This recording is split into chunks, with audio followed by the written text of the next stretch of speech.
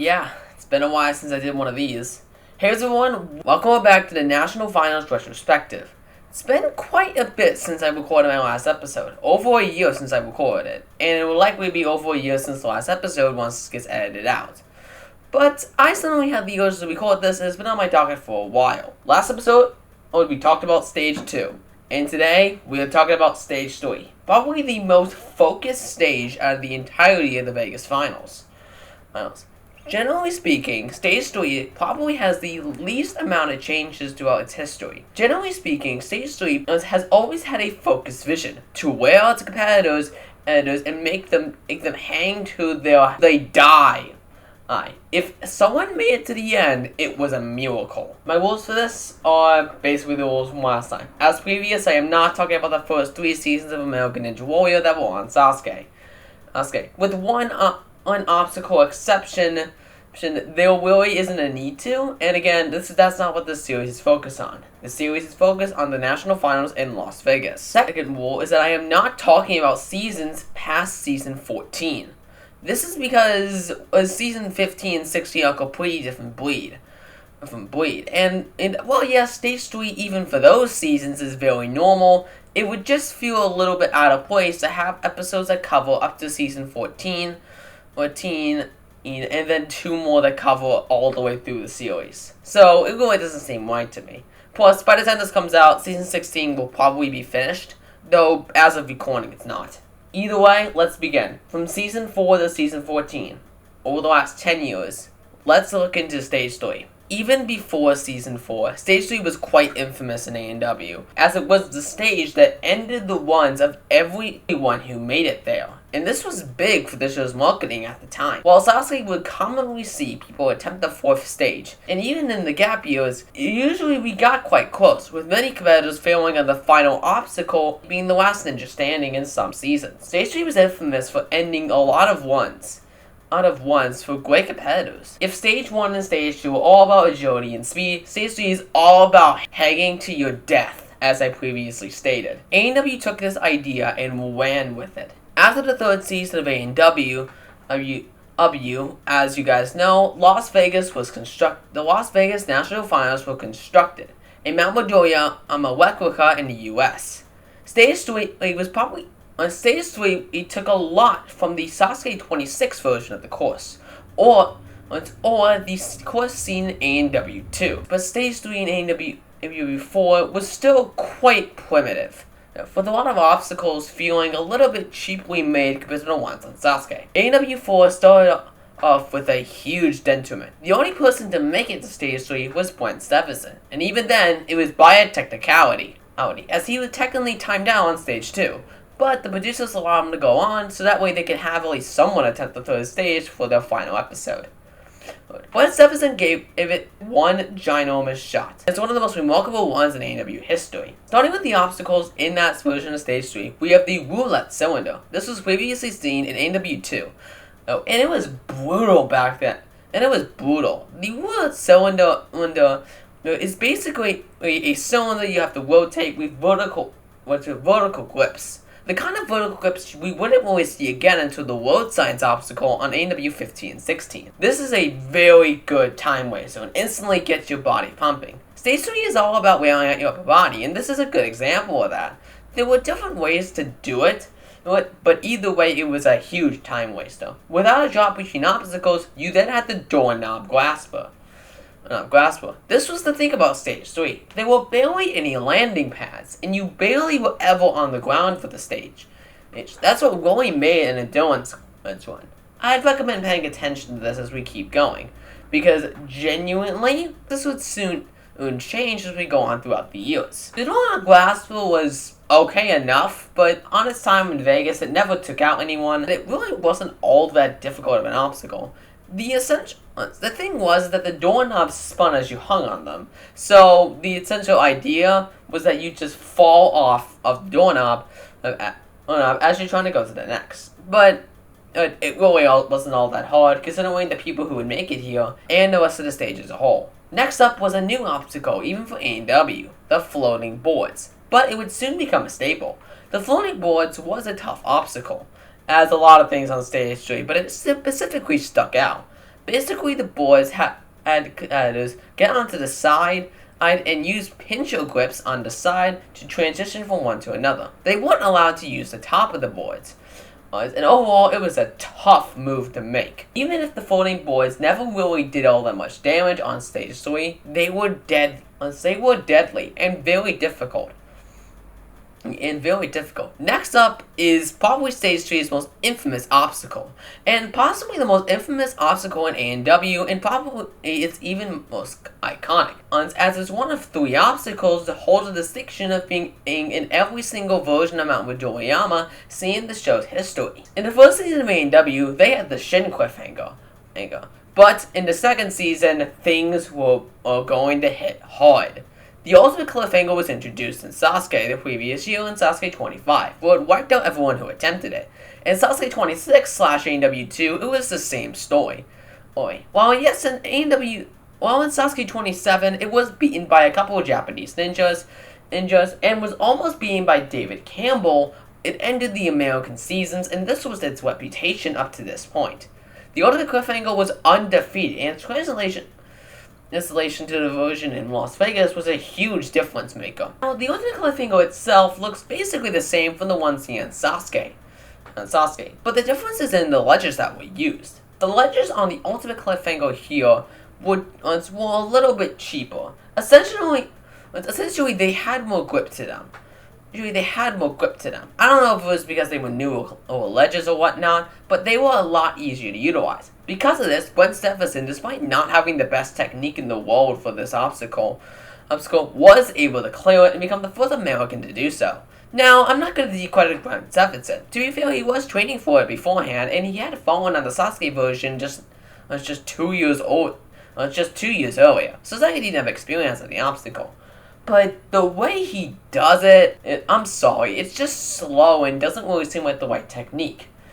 It kind of just feels like Brent Stephenson got kind of lucky because of the cliffhanger being slightly cheaper, at least to me. Next up is the bungee rope climb. Basically, a bunch of ropes of varying sizes line up on a track. But the important thing to talk about here is the lack of a landing pad for the rest of the course. You had to get creative in order to rest. The bungee rope climb and the next obstacle, the hang climb, were all one obstacle. The hang climb was a deadly obstacle in the early days of A&W, because if you want to rock climb, you really had no idea what you were doing on the obstacle. It was really meant for them, and it's very different than the one seen on Sasuke. On Sasuke, you could definitely just brute force your way up with upper body. The grips they used for the holds was a very different layout, and in the holds themselves, you needed to use your legs. This is where he would fall, just letting go of the hang climb after a bit. Now, I'm sure he was tired at this point, but honestly, I'm not really sure why he let go. He kinda just let it end right then and there. Maybe he felt like he could do better and just wanted to end it there. I'm not really sure. But unfortunately, Brent Stephenson himself would never really get another shot at the hang climb or Stage 3 in general, as AW 4 was really his last as official breakout season, and we probably won't even talk about him ever again after this segment. But the hang climb was a brutal obstacle. But the next two were, okay, let's not say a more brutal, but still just as difficult. Next up is the spider flip, which is quite the odd obstacle for A&W. Essentially, it was 2 I-beams. You had to climb up, and then jump in between. It didn't really prove to be an extremely difficult obstacle, with it never taking out many. With only one person, Brian Arnold, ever attempting it during the regular season at all. As Brent Stephenson fell before it during Season 4, it was never attempted. Same with the flying bar. But the flying bar would also become a very infamous obstacle on Stage 3. After your upper body is strapped, you have to make 5 jumps that have jolts in the bar, and the bar can fucking spin. This obstacle was brutal. No wonder it took so long for people to clear, and it ended many seasons in the tracks. The flying ball was brutal, and it was say the final obstacle on Stage 3 up to AW 15. Similar to the ultimate cliffhanger, it was a staple on the course, and the main reason was because by that point, no one had the strength to do it. Talking about AW4 solely, this stage 3 is pretty decent. It feels like more of the base form for the stage, where later versions we take inspiration from and build on. But stage 3 has always had the same kind of shape and format. And in this state, AW4 more so just inspired the blueprint for future versions of this course. And in this way, I can't really give it anything higher than a B rank. I think this course is kind of weak in terms of being inventive, but hey, there's nothing bad about it, and I think it's a decent stage overall. It does serve the job that Stage 3 did, and obviously it did what Stage 3 was meant to do, aka stall competitors for an upper body gauntlet. Honestly, B just seems like it would work the best for this. Moving on to AW5, I unfortunately have nothing to say about this course. Yeah, this is a weird topic, but AW5 had literally no changes from AW4. Literally nothing. Obstacle per obstacle to obstacle replica. Literally no different. The only main thing I can really talk about is a major controversy with AW5's ultimate cliffhanger. Now, the cliffhanger was made the exact same way, but while Brian Arnold was trying the obstacle this season, one of the ledges popped off. While yes, no footage of this has resurfaced, a lot of accounts from people who were watching did see this. Now, Arnold did get a rerun and was able to clear the obstacle from then on, but it instantly proves how different the material was for this version of the Ultimate Cliffhanger. Another thing to note too is that Sasuke started to branch off from A&W from this point. Instead of the Ultimate Cliffhanger, Sasuke now had the Crazy Cliffhanger. This immediately marked Sasuke ahead of the curve. And was very different than A&W. A&W would take a long time to add something like this to the cliffhanger, and it felt shoehorned in. We'll get to that when they did. We'll get to that later. Otherwise, I have nothing more to say about this course. As it is exactly the same as the previous version, I can't even really give it a different rank. Moreover, I can't even really place it, let's call it a different course, because it is the same course. So really, it comes down to preference. But quite frankly, it's still a B rank because the course is exactly the same. Case closed.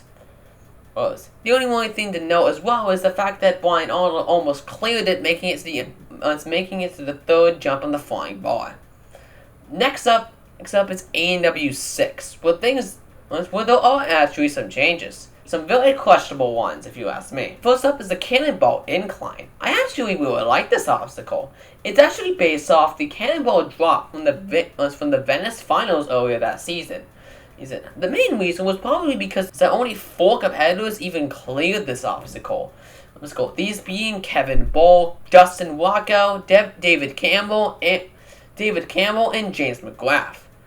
Everyone else fell, and that was because of the big cannonball. While the version of Stage 2 is very much different, and I'd say even easier, it really didn't need to be much. All it needed to do was sap the upper body stick and make the competitor think about what they were doing. And I do think it did. Even if it never took anyone out, even though it didn't take either Joe Mawaski or Elliot Hall out, it was still a difficult obstacle. And it proved to be that way on the USA vs. the World special that season, as it did take out two notable ninjas during its time there. Next up is the doorknob grasser, which also got a minor modification. Instead of a straight line, it now went diagonal, which made it a lot more difficult. Still didn't do all that much damage, but it made the obstacle a lot harder, so I very much appreciate it. The floating boards are still here, and the ultimate cliffhanger still remains unchanged from the previous season, so really no problems here. Next up is probably the weirdest obstacle we've ever seen on Stage 3, the propeller bar. Yep, many of you guys might know the propeller bar from Stage 1, as it was one of those infamous obstacles there. On Stage 3, however, it was a weird one, that's for fucking sure. I don't even really know why the designers put it here. It just seems really awkward and out of place. It basically just when Joe Mawaski tried the obstacle, it basically just rotated him for a bit before he was able to grab the rope. I guess it just seemed as a time waster, but even the bungee rope climb was probably a better obstacle to go between it and the hang climb, which, speaking of which, remained unchanged.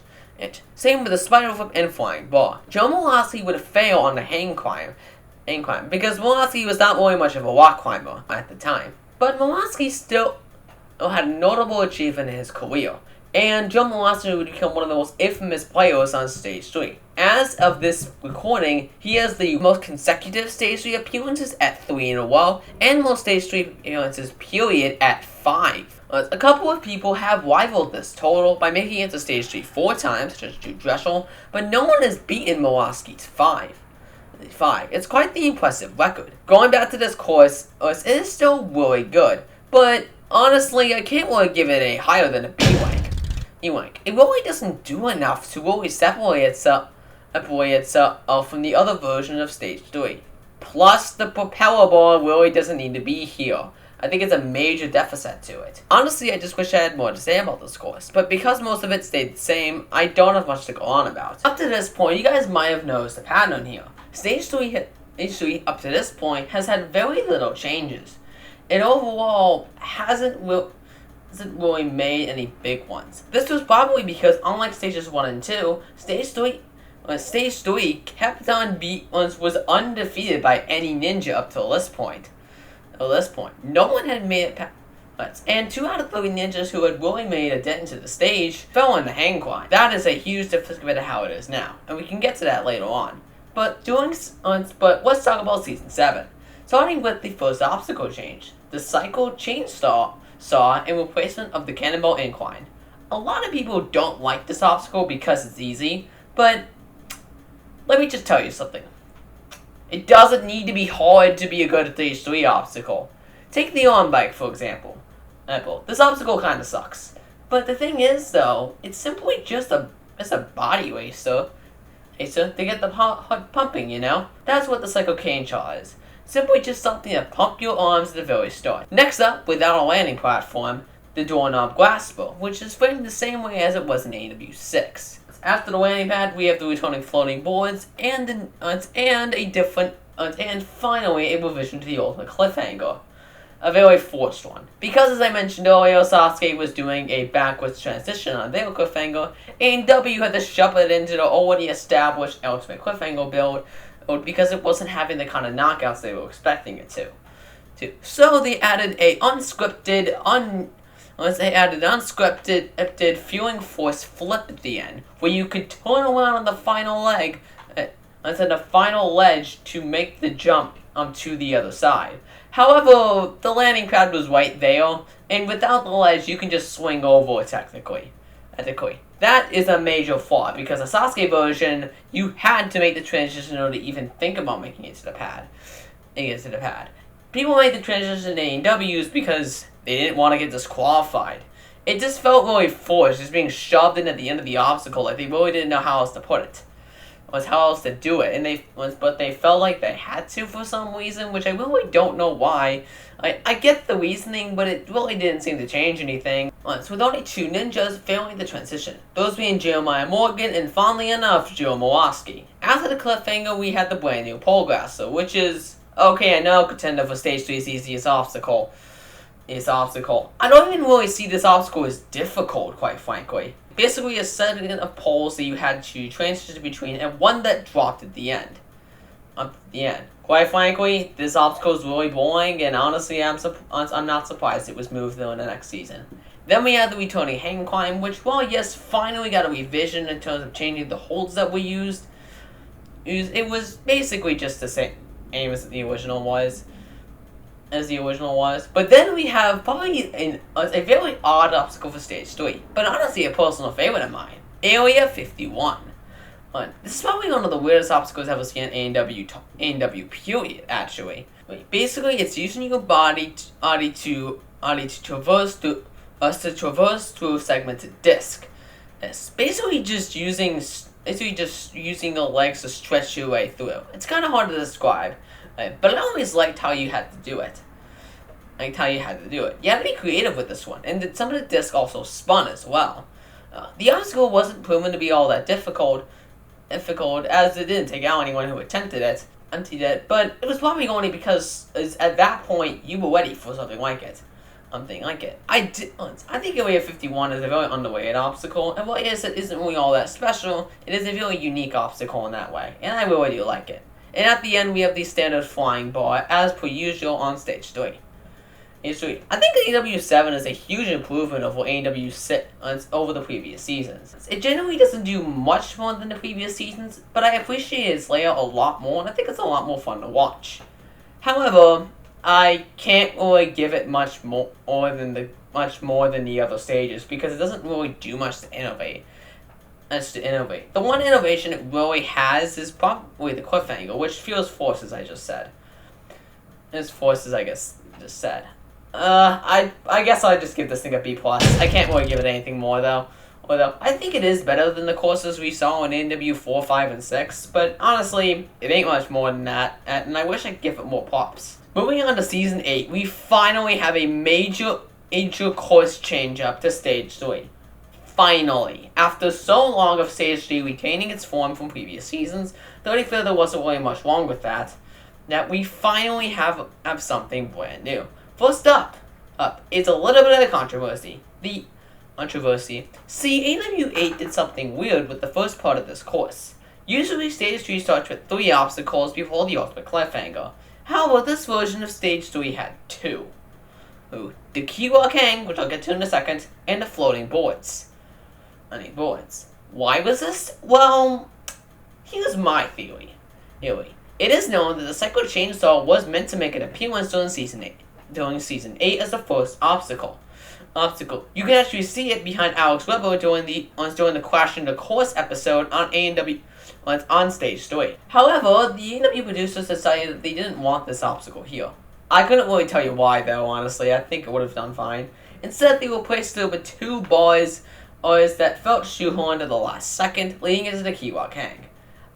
Like I just said, I couldn't tell you why they did this, but I don't think I have much an opinion on it. I think I would have personally preferred the Psycho Chainsaw was here, but maybe they felt like this was a little too much. I really don't know, because knowing the fact that AW8 had a Stage 3 that really drained your arms way more than any other version of the stage, maybe this was made just to make it just a wee bit easier? Honestly, I'm not really sure.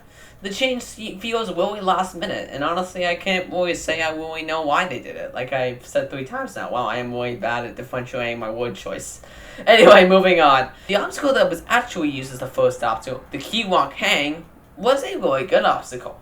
It was based off the circuit board seen in Indianapolis earlier that season, which itself was a submission from the obstacle design challenge. This being its first year in play. This obstacle is basically like a maze, using the 2 key locks to navigate on the boards. It's a huge upper body test and perfect for Stage 3. Then we have the floating boards, which admittedly enough I do think have becoming old at this point, but they're like the jumping spider. They always are there in some way, shape, or form for a bit. In some way, shape, or form. And then we have the ultimate cliffhanger, which had a major revision that finally beefed it up and finally updated it for the modern age. The ultimate this version of the cliffhanger, trademarked as the ultimate cliffhanger by Akbar, has many changes. The first part of the obstacle remains the same, including a reach to the top of the cliffhanger. But then you have a jump to the other side. A 180 flip. This was much more dynamic than the original cliffhanger, and I very much appreciated this change. It immediately made the obstacle look so much more daunting. This was a cliffhanger you can get scared at. And finally was able to update the design in a well-known way. A lot of you will attribute AEW to just AEW to not allowing the cliffhanger to die, and it always having to be the same. And you know what? I can kind of agree on that. Sasuke was always innovating with the cliffhanger. I mean, look at it now compared to how it was even back when AEW started. You have 2 flips, the cliffhanger ledges move up and down, and the final ledge moves back and forth as the other one moves up and down as you're trying to swing from it. There are so many factors to this version of the cliffhanger. The AEW one is pretty much nothing by comparison. At the time, though, I do think the version seen in NWA was a fine enough compromise. It felt dynamic enough to actually stand up against the one in Sasuke, and especially as an improvement to the one seen in AW7. After the ultimate cliffhanger, we have a very daunting fourth wall to talk about. The curved body prop, the hang climb, the walking bar, and the flying bar. Let's go one at a time. The curved body prop was obviously a build on the body prop I was going to see in City Finals courses. Except it's 30 feet in length and then goes down and then back up to where the hang climb is. This was brutal. It's brutal. If more people took on stage 3, this would be the ultimate ninja killer. This obstacle was so difficult. It just never proved to be that way because not that many people attempted it in that way. But this is one of my favorite obstacles on stage 3 for a major reason. As per usual, the hang climb was really suited for rock climbers, and because of that, the person who made it this far, Drew Dressel, ended up falling there, grabbing the wrong hold. Now this can be attributed to the fact that it was kind of at this version the hang climb was really a mess, if I'm being honest, but it also felt more like the Sasuke version, in that you can brute force your way up there. Honestly, this is probably my favorite version, just because it feels the most like the version seen as Sasuke, and it also feels the most like the most balanced version. See, the hang climbs are kind of obstacle to where the wall climbers have an advantage, but if you're not a wall climber, you're kind of screwed.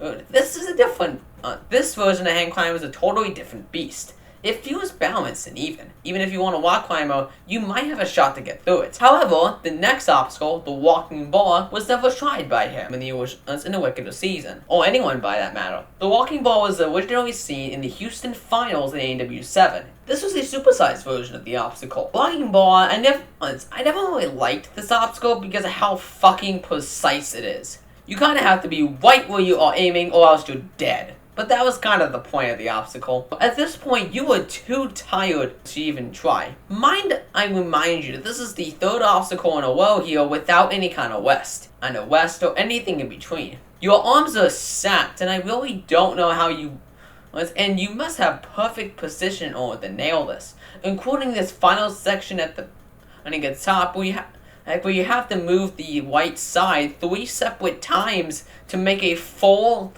180 turn. That is crazy. At that point, they finally gave you the standard resting bar right before the flying bar. But Jesus Christ, this would wear you out. Though, I kinda like it. Something that Stage 3 is always known for is wearing down its competitors. And quite frankly, this is definitely the best way to do it. Honestly, see, it is glorious to see. I'm giving Season 8 an S rank. It attributes everything to the Stage 3 that we need to see, and finally understands what Stage 3 needs to be. A ginormous upper body gauntlet. It's not like this course was impossible, either. It was cleared by a couple of people during the USA vs. the World and during the All-Star Special by Team Christine. It was definitely a more balanced course.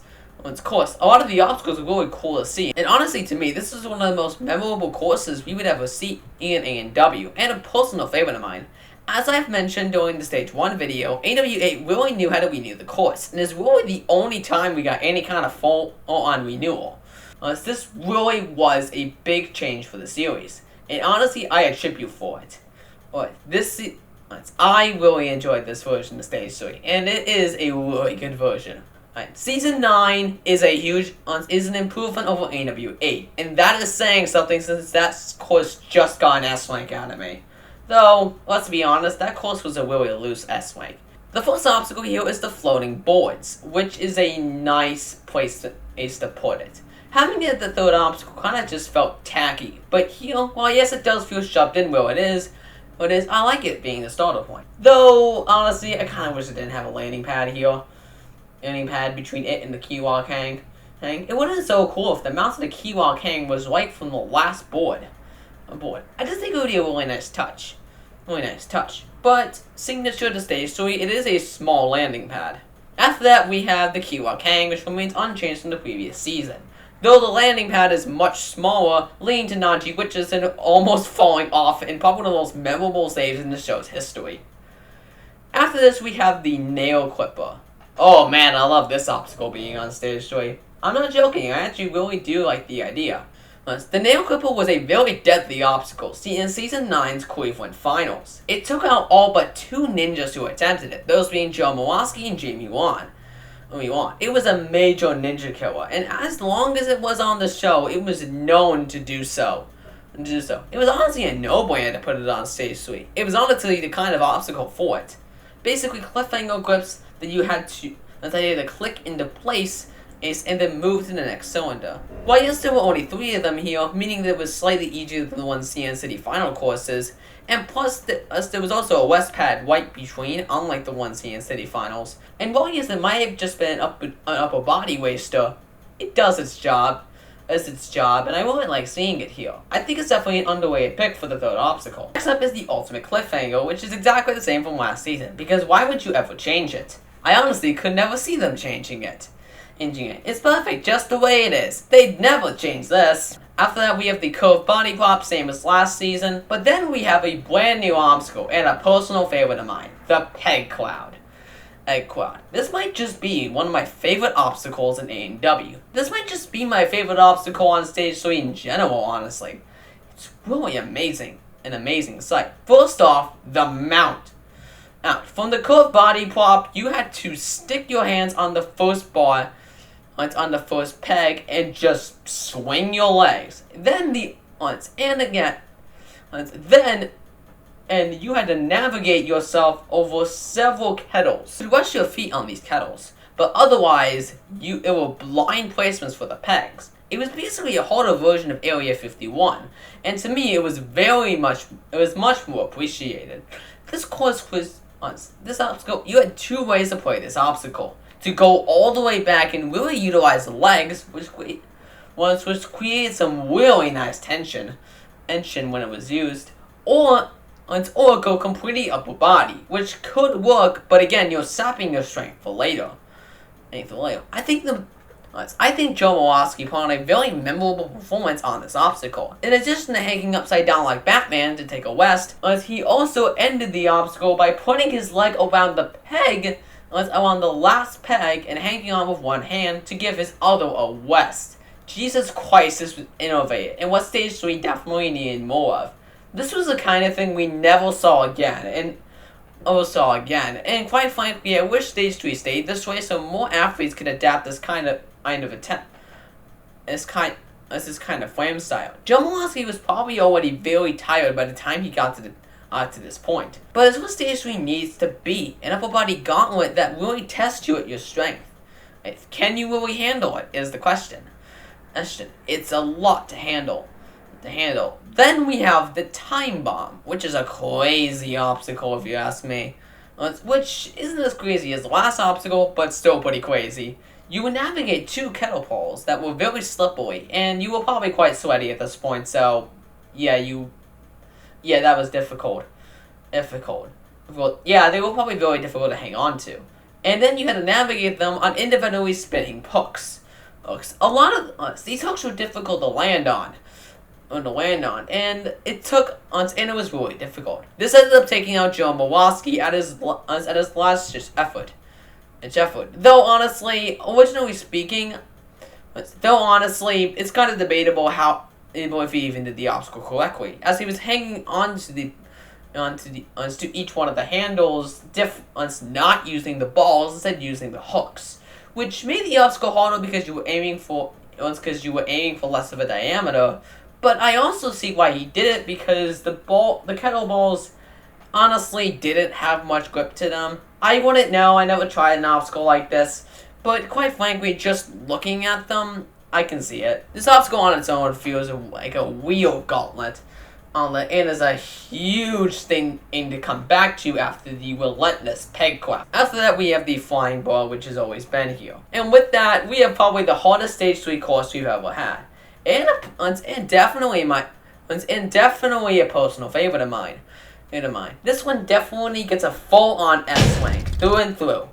Whoa, it's just so amazing. From the obstacle shuffling places, there's some really good ideas, just as the nail clipper and peg cloud. Quite frankly, this is what Stage 3 needs to be. A lot of people felt that Stage 3 was actually too difficult, which is probably why I was down to the next season. But personally to me, this is just right. Dwight. The people going to stage 3 now need a course like this. And I mean it. They need a course like this. Honestly, it's enjoyable all throughout. I really do like this course. And honestly, I've said my piece on it. It's just that good. Season 10. Oh, God. Oh, God. Oh, God. Oh, God. I'm about to explode. Okay, it ain't that bad, but it feels that way. It was that way. Season 10 really does feel like a forced way to innovate on the perfect course from Season 9. And it, doesn't do a terrible job. Good job. Let's start with the pop. Let's go obstacle by obstacle as we usually do. Starting with the floating boards, which haven't really changed from last season, though it is still Swan Song, so I won't miss you, honestly. But then we have On Guard, which is a weird obstacle. Innovative for sure, but just flat out weird. Using a retractable bar, you hop your way through different cradles, retracting the bar in and out in between the jumps. Very technical obstacle. I think it's a little much. Kind of feels like the first time AEW really pushed the line in terms of what I was willing to accept for an obstacle. But it's not terrible, mind you. I think it just is a little much. After that, we have the crazy clocks, which honestly feels like a major downgrade from the nail clippers and the floating boards before it. This obstacle isn't necessarily easy, but it just doesn't feel like stage 3 worthy. It's completely missing the part of the obstacle that was actually somewhat difficult. The middle jump to the middle handhold. Which in Season 10's Miami, where the obstacle came from, was kind of a cliffhanger-like grip. It wasn't really the best grip in the world. It didn't have much room for your hands, it really only had fingertip holds, so it was quite difficult to catch and then hang on to for the next jump. I don't know why they removed this for the Stage 3 version. It made the obstacle even easier than it already was for Stage 3 caliber. Then we couldn't stall for long, people. Ladies and gentlemen, here's the downfall of the ultimate cliffhanger.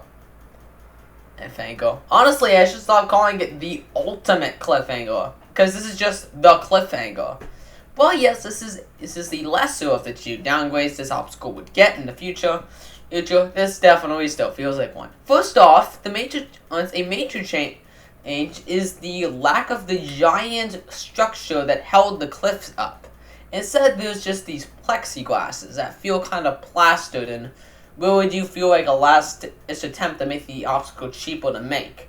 Because of this, the obstacle is structured differently, and while yes, it is on the same level of difficulty as AEW 8 and 9 version, it is a lot shorter of a trek and is a lot easier. Despite that, that's where this season ended up ending.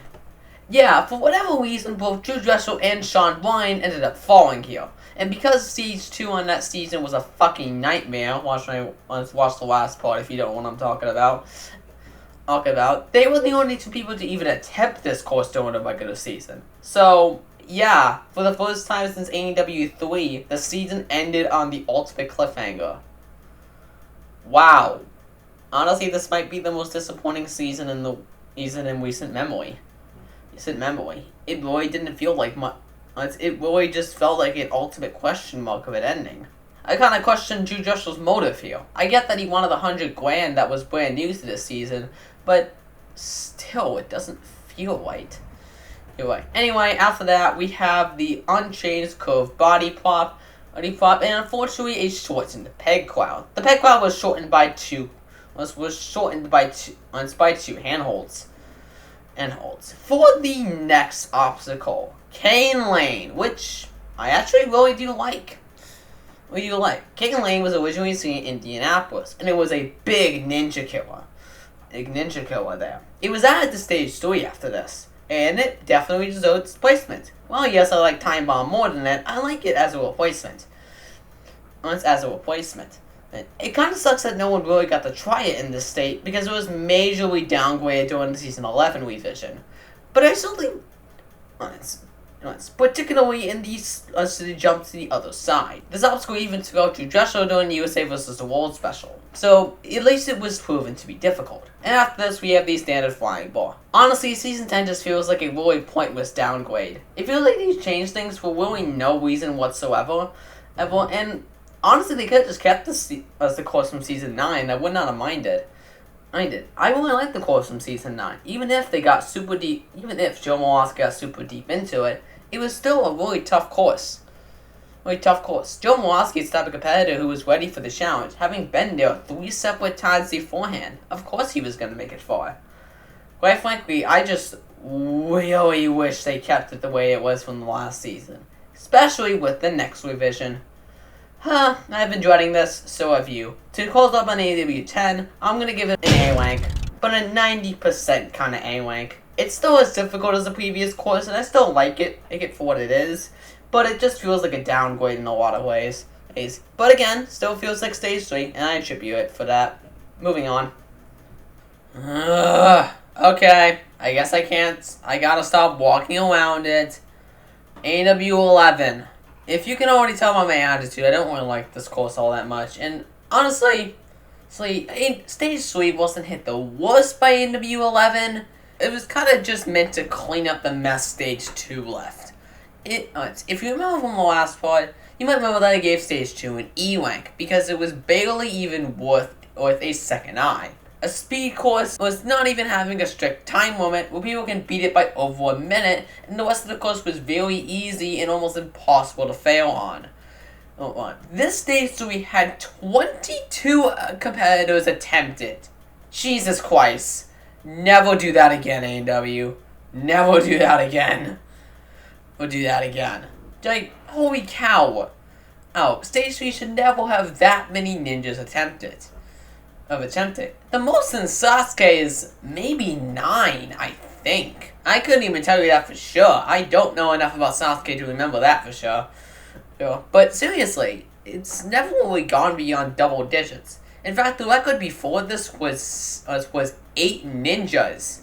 What a jump! So this stage we had a lot to live up to.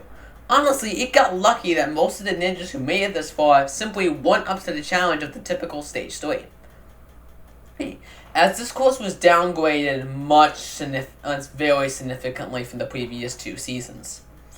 From the previous 3 seasons. And maybe even the seasons entirely. This course is that different. First up is Grip and Tip. A modification of the Battering Ram obstacle from A&W. For A&W 9 and 10. It's fine, I guess. I don't really have many emotions to it. It's just fine. I kind of just want to move on from it. Next up, we have Iron Summit, which is probably one of the few obstacles on this course I actually really like. Iron Summit is a play on 2 obstacles, basically a combination of both, being Northwest Passage from AW11, Evans Seattle Tacoma, and Iron Maiden, an obstacle from AW9's Kansas City Finals and AW10's Minneapolis City Finals. Both obstacles proved to be quite the hefty kind, both having similar concepts of moving pieces out of holes with only your hands to hang on to. Both these obstacles were quite brutal. Were quite brutal and took out many ninjas who made it to that point. And Northwest Passage remains one of the few A&W obstacles to remain undefeated. As no one was able to defeat it during its only appearance during the Seattle Tacoma City Finals. So, yeah, I can understand why it was put on Stage 3. This version, however, feels like it was trying too hard to combine the 2. And as a result, it's not as hard as the one from City Finals. It kind of just feels like a squished version of it. So, it's fine, mind you, and I do like it for Stage 3. I just kind of wish they picked one. They either went with the Iron Maiden or Northwest Passage. I think if I would choose a layout and we had to combine them, I would just have the escalated climb that required fucking wrapping your legs around your arms for leverage as a part of the Stage 3. As the first part, then a transition to the downward climb on the Iron Maiden, combining the 2 hardest parts from both obstacles into one one devastating addition. But like I just said, that's my version, and the original version feels a lot more ham-fisted and a lot more squished together. After that, we have the crazy clocks, which unfortunately have no change from the previous season, so they're just still kind of easy. And after that, we have...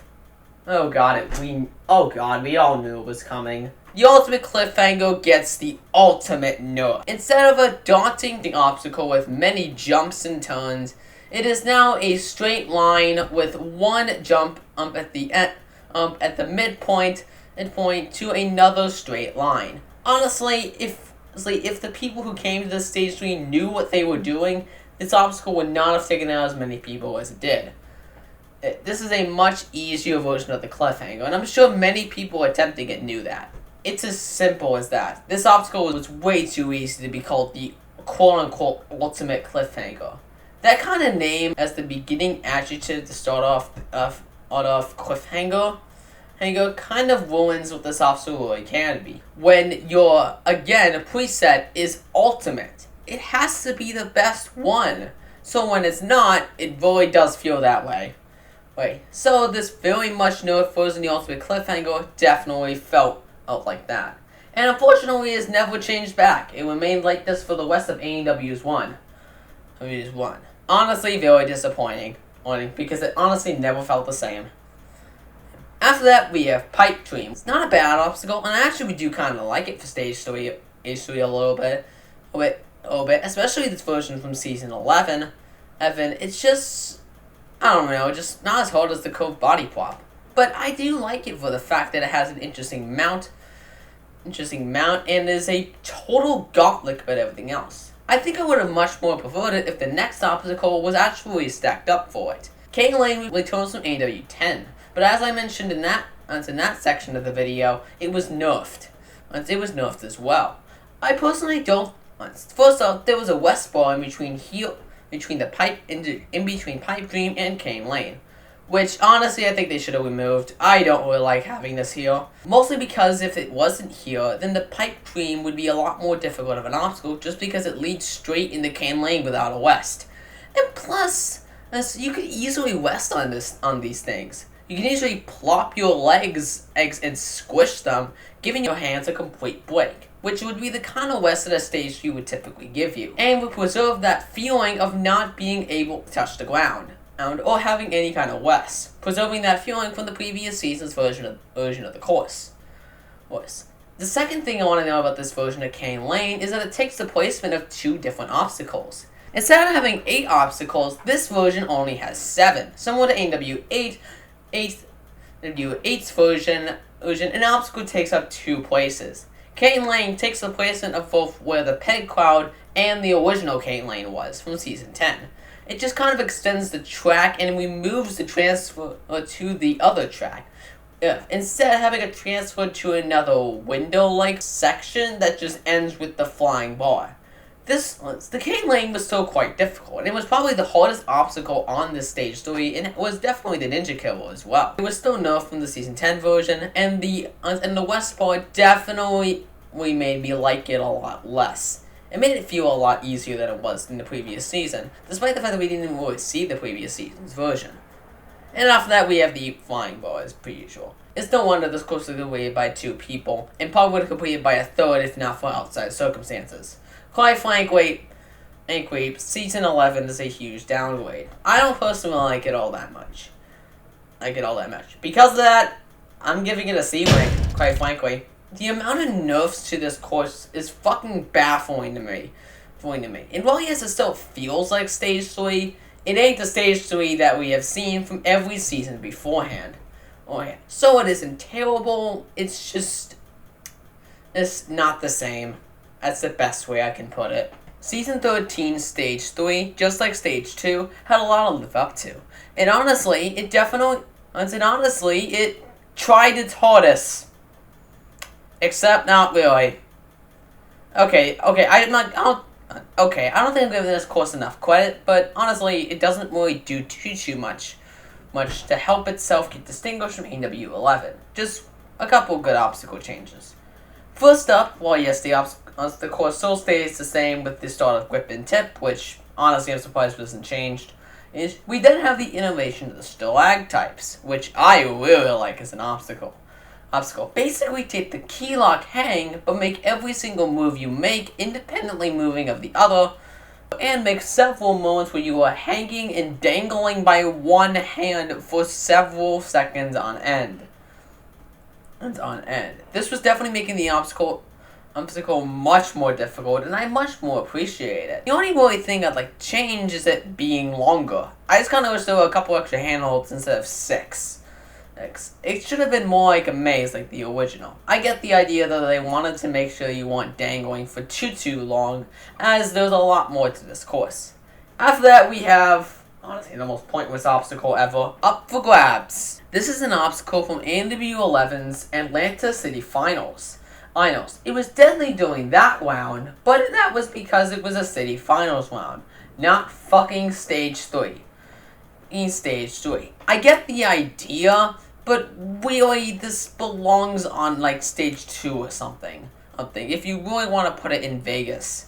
And even putting it on Stage 2 is a stretch. I don't think it belongs here on Stage 3. It's just way too easy in comparison to everything else that should be and has been on Stage 3. Then we have the same nerfed Ultimate Cliffhanger from AW11. It doesn't change, people. I don't know why I bothered mentioned it. After that we have the Pipe Dream, which unfortunately is even easier than it was in AW11. It is now much smaller. In order to make way for probably the best obstacle on Stage 3 ever, Eyeglass Alley. Man, I love this obstacle. It's basically a maze using a particular double wing handhold to navigate through the different hooks.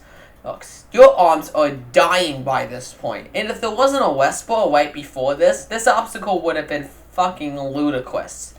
No wonder it took out everyone, 2 out of the 3 people who attempted it.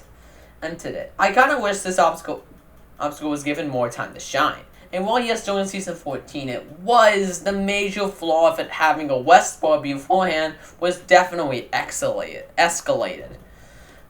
I really do think I think the obstacle as it is great, but it's just brought down by the fact that it has a West bar right in between it and the Pipe Dream. Similar to the situation I talked about last time with Cane Lane having a West bar where we didn't need to have. I think Pipe Dream should have just been the West, and you transfer straight to Eyeglass Alley from there. And after that, the Flying Bar still has its West bar. It just would have been so much more daunting like this, especially with the final jump at the end of the obstacle to try to jolt you. Quite frankly, this one is crazy. It deserves all the love it deserves a lot of love. I originally said this obstacle was my favorite in AEW history, and while yes, I do think that's a little much, even by today's standards, I really do like this obstacle. And I think it's the perfect innovation and the perfect obstacle for Stage 3. And after that, we have the same flying ball from previous seasons. Honestly, this Stage 3 is kind of an improvement over AW11. However, it really doesn't go anything above and beyond, and is brought down by a slew of obstacles that have been nerfed for years, and one oddball obstacle that really doesn't need to be here in the form of Up for Grabs. Because of that, honestly, I'm going to be giving it a B-. Despite Eyeglass Alley being here, it's still worse than AEW's 4, 5, and 6. Those courses felt like more of a challenge than this, which is really weird because, quite frankly, those courses had a much different goal in mind. But this is not to discredit the good things about this course. Both the stalactites and Eyeglass Alley are excellent obstacles, and I'm glad they stuck around for the next season. Finally, we have AEW 14, which honestly didn't have many changes from AEW 13, which unfortunately really needed it. Yeah, the first obstacle here is a major improvement though, Patriot Pass. Basically 3 ropes that dropped at certain points, and you basically just had to transfer in between. Basically a better version of the pole grasper. I actually do like this obstacle, and works as a first obstacle too. But it suffers from from a problem with a lot of other Stage 3 courses, where I personally would have rathered it be much longer, like 5 ropes It's like 4 or 5 ropes. 5 ropes. Or 5 ropes. And maybe make it a little more like the floating boards, where you really have to stretch for that reach. I kind of get it, though. You don't really want to limit short competitors. But honestly, make it so you have to gather some momentum on the ropes as well. Making it even harder to go in between. And making that drop even more devastating. Right. But as of the one we got, it's pretty okay. After that, we have a drop platform and the stalactites. I would rather than remove this drop platform, but as you guys have seen, there's an overabundance of west pads and west bars. After that, we have a brand new obstacle, Chop It Up, which is probably one of the more awkward obstacles we've seen on Stage 3. It is much better than the Crazy Clocks and Up for Grabs, but that isn't really saying much. Basically, you're supposed to just hug these bales and suffer the drop that comes with them. It's not that bad.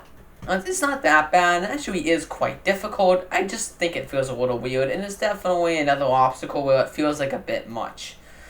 After that, we have the same new version of the Ultimate Cliffhanger, and the same version of Pipe Dream, as well as the same version of Eyeglass Alley and the Flying Bar.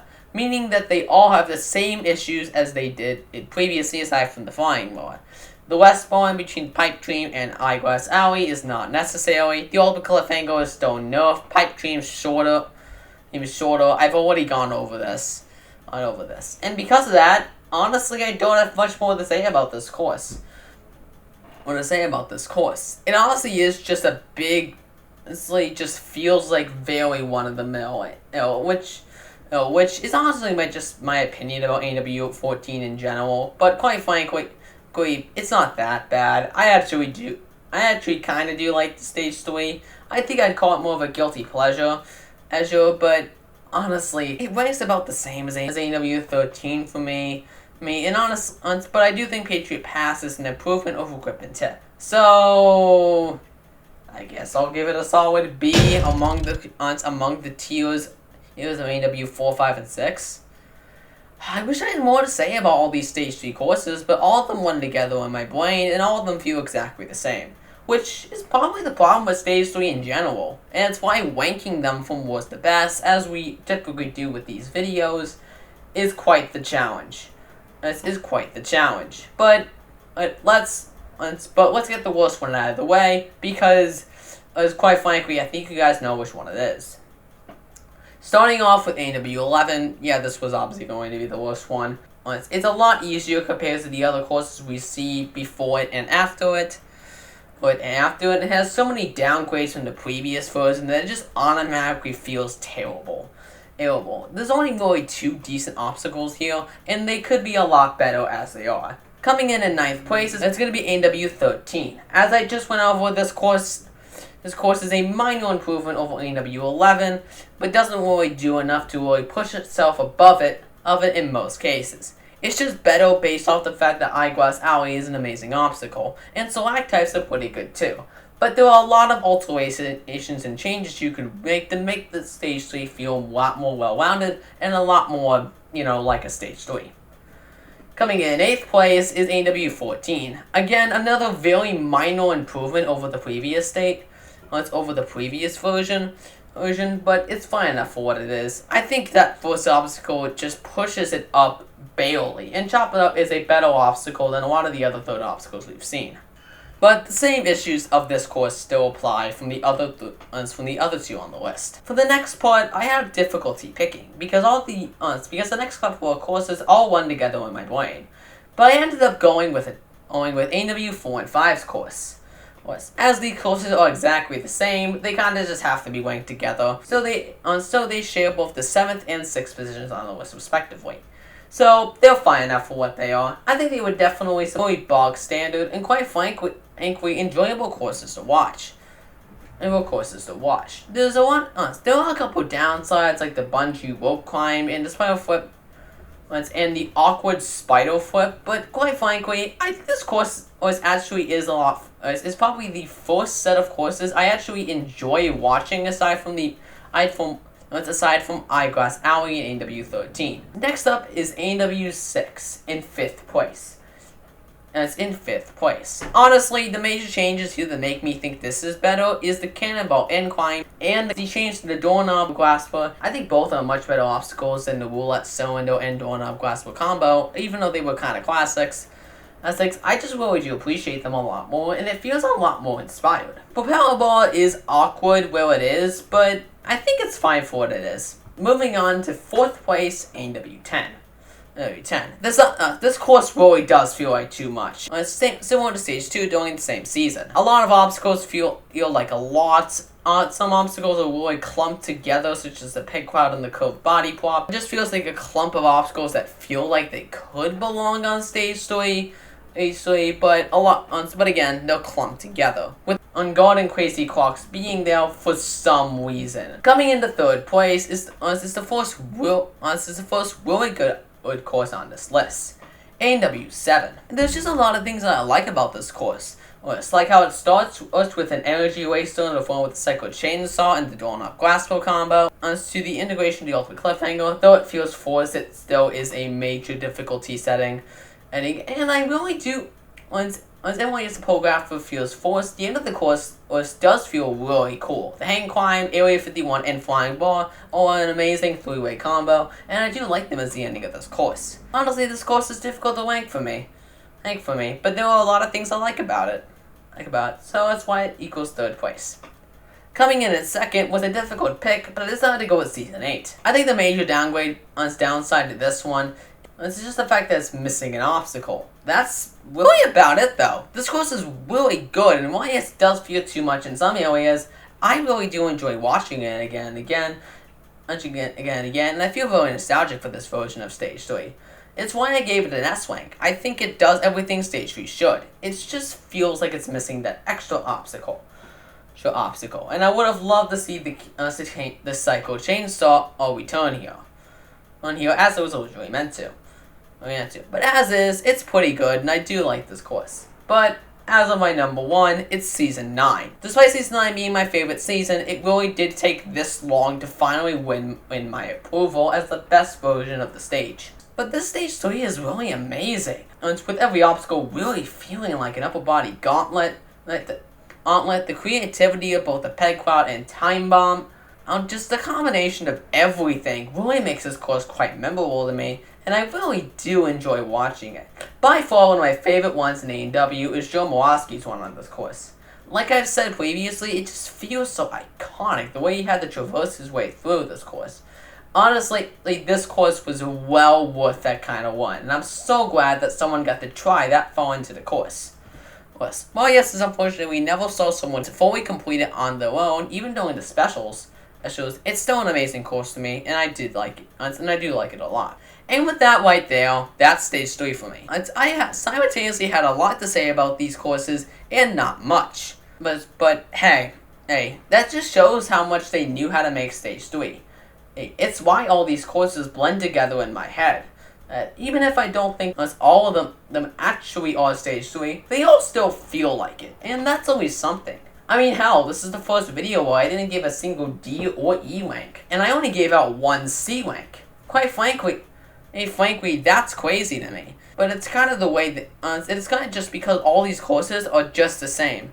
It's the same, which isn't really a problem. The Stage 3 courses, until Season 11, really didn't need fixing.